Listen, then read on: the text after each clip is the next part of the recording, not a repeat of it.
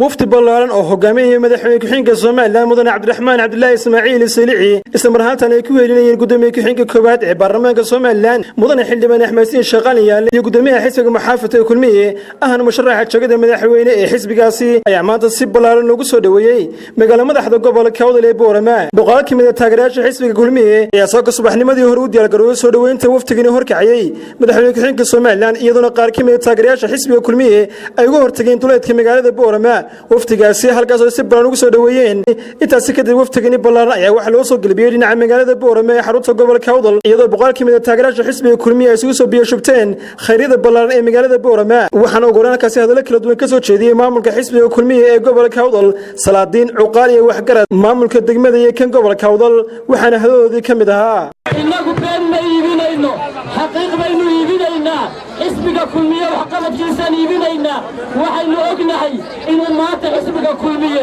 hormuud u yahay inuu bilaabo wadadii Jabuuti iyo Boorame isku xidhaysay ayna diyaar u yahay kana wuxuu ku soo daray cadaalad ku sameeyay Axmed Yaasiin sharcada ayaale waxa soo saaray xisbiga iyo xukuumadda israacan waxana u soo saaray gobolka Awdal وإلى بالإنسان سعد وظهر يقول ولا سعد وظهر هذه المتارة سوق عوام هالنقوي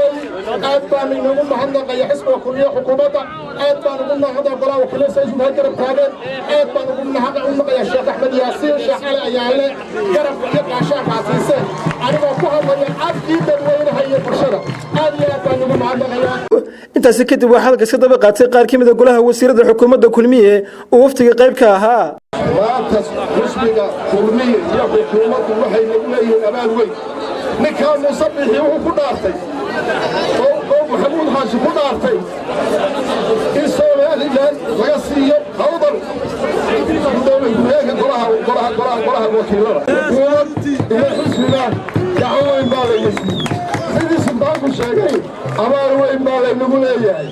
reerna amaan weyn baa la nagu leeyahay waxayaan iskutusin runtaan isku sheegno waxayaan ka faa'iideyna waa loo yahay maanta waa jirna campaign waxaan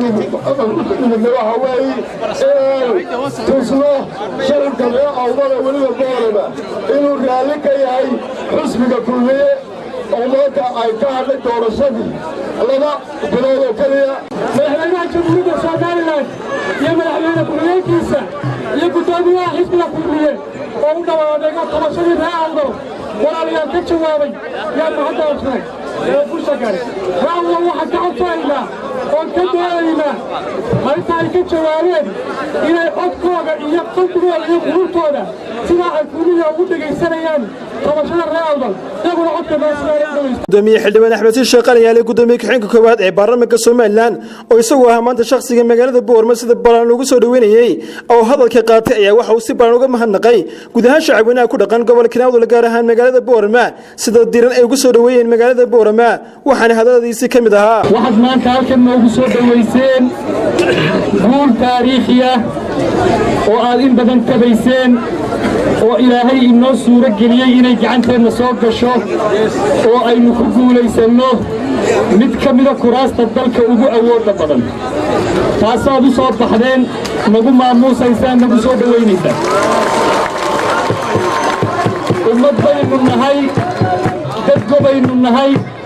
dad waxa loo galay yaqaan baynu nahay in badan baynu ka hadlaynay inaynu qayb ka noqonno hay'ad kastoo dawladdu leedahay waxayna ka helno walaalayaal dad caqli iyo cilmi ilaahay siiyey baynu nahay dad kala garan karaynu nahay ninka u xoqaya iyo ka u xiiraya nin galay iyo nin gannaday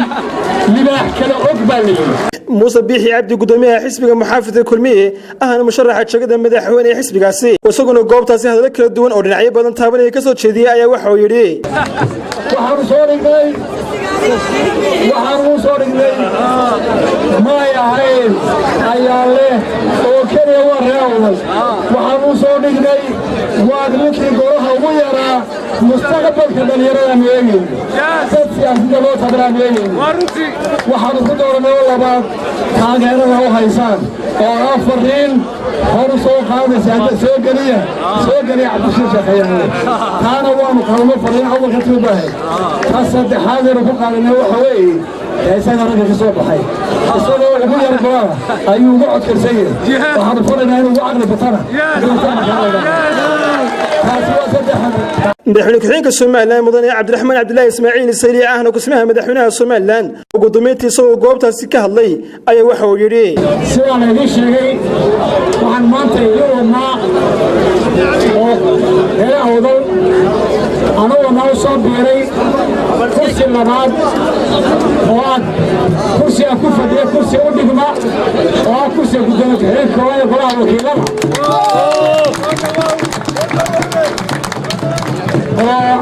ilaahay nagu guuleeyey inuu noqdo axmed yaasiin shaacala yaalada waa garanaysaan aad idinku hambalyaynaya sida sharafta leh iyo karaamada noo soo dhaweyseen waxaan qabaa inaan mutaysanay maadaama aan sidno maanta kursiga qiimaha ku leeyahay Soomaaliland ogtiin kursigaasi dheer kuma iman wuxuu ku yimiday siyaasadda xukuumadda kulmiye iyo xisbigeeda si kastaba soo dhaweyntii balaan maanta magaalada Boorama lagu soo dhaweeyay waftigan oo hogaaminaya madaxweyne ku-xigeenka Soomaaliland Cabdiraxmaan Cabdullaahi Ismaaciil Saylici ayaa waxay noqonaysaa soo dhaweyn taariikhda ku suntaan doonta waa Mustafa Caraale magaalada Boorama.